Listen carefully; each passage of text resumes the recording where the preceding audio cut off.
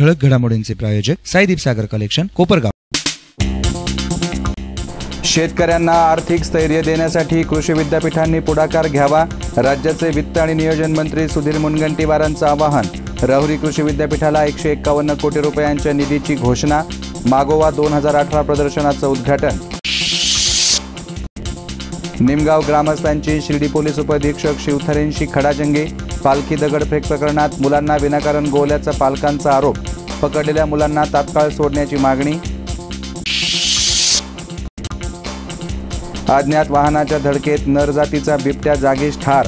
संगमनेरच्या पुणे नाशिक महामार्गावर एकल घाटातली घटना। 5 ते 6 वर्षाच्या बिबट्याच्या मृत्यूने वन्यप्रेमींमध्ये हळहळ।